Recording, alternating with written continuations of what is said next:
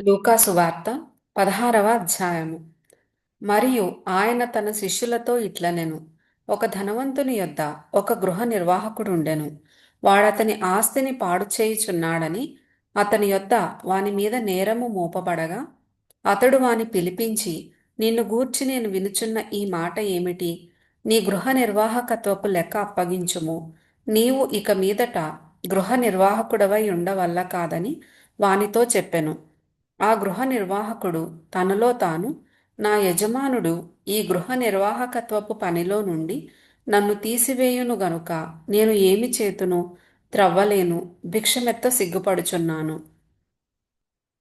నన్ను ఈ గృహ నిర్వాహకత్వపు పని నుండి తొలగించునప్పుడు వారు నన్ను తమ ఇండ్లలోనికి చేర్చుకొనున్నట్లు ఏమి చేయవలెనో నాకు తెలియననుకొని తన యజమానుని రుణస్థులలో ఒక్కొక్కని పిలిపించి, నీవు నా యజమానునికి ఎంత అచ్చియున్నావని మొదటివానిని అడిగాను. వాడు 100 మణుగుల నూనె అని చెప్పగా, నీవు నీ చీటీ తీసుకొని త్వరగా కూర్చుండి 10 మణుగులని వ్రాసికొమ్మని వానితో చెప్పెను. తరువాత వాడు, నీవు ఎంత అచ్చియున్నావని మరి ఒకని నడుగగా, వాడు 100 తూముల గోధుమలని చెప్పినప్పుడు వానితో, నీవు నీ చీటీ తీసుకొని 80 తూములని వ్రాసికొమ్మని చెప్పెను. అన్యాయస్థుడైన ఆ గృహ నిర్వాహకుడు యుక్తిగా నడుచుకొనెనని వాని యజమానుడు వాని మెచ్చుకొనెను. వెలుగు సంబంధుల కంటే ఈ లోక సంబంధులు తమ తరమును బట్టి చూడగా యుక్తిపరులై ఉన్నారు. అన్యాయపు సిరి వలన మీకు స్నేహితులను సంపాదించుకొనుడి. ఎందుకనగా ఆ సిరి మిమ్మును వదిలిపోవునప్పుడు వారు నిత్యమైన నివాసములలో మిమ్మును చేర్చుకొందురని మీతో చెప్పుచున్నాను. మిక్కిలి కొంచెములో నమ్మకముగా ఉండువాడు ఎక్కువలోనూ నమ్మకముగా ఉండును. మిక్కిలి కొంచెములో అన్యాయముగా ఉండువాడు ఎక్కువలోనూ అన్యాయముగా ఉండును. కాబట్టి మీరు అన్యాయపు సిరి విషయములో నమ్మకముగా ఉండని ఎడల సత్యమైన ధనమును ఎవరు మీ వశము చేయును? మీరు పరుల సొమ్ము విషయములో నమ్మకముగా ఉండని ఎడల మీ సొంతమైనది మీకు ఎవడిచ్చును? ఏ సేవకుడును ఇద్దరు యజమానులను సేవింపలేడు. వాడు ఒకని ద్వేషించి ఒకని ప్రేమించును, లేక ఒకని అనుసరించి ఒకని తృణీకరించును. మీరు దేవునిని సిరిని సేవింపలేరని చెప్పెను. ధనాపేక్ష గల పరిసయ్యులు ఈ మాటలన్నీయూ విని ఆయనను అపహసించుచుండగా, ఆయన, మీరు మనుష్యుల ఎదుట నీతిమంతులని అనిపించుకొనువారు గాని దేవుడు మీ హృదయములను ఎరుగును. మనుష్యులలో ఘనముగా ఎంచబడునది దేవుని దృష్టికి అసహ్యము. యోహాను కాలము వరకు ధర్మశాస్త్రమును ప్రవక్తలును ఉండిరి. అప్పటి నుండి దేవుని రాజ్య సువార్త ప్రకటింపబడుచున్నది. ప్రతివాడును ఆ రాజ్యములో బలవంతముగా జొరబడుచున్నాడు.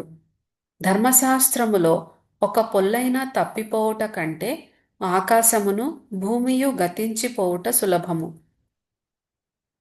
తన భార్యను విడనాడి మరి ఒకతెను వివాహము చేసుకొను ప్రతివాడు వ్యభిచరించుచున్నాడు. భర్తను విడిచిన దానిని వివాహము చేసుకొనువాడు వ్యభిచరించుచున్నాడు. ధనవంతుడొకడుండెను. అతడు ఊదారంగు బట్టలును సన్నపు నార వస్త్రములను ధరించుకొని ప్రతిదినము బహుగా సుఖపడుచుండువాడు. లాజరు అను ఒక దరిద్రుడుండెను. వాడు కురుపులతో నిండిన వాడై ధనవంతుని ఇంటి వాకిట పడియుండి అతని బల్ల మీద నుండి పడు రొట్టె ముక్కలతో ఆకలి తీర్చుకొనగోరెను. అంతేకాక కుక్కలు వచ్చి వాని కురుపులు నాకెను.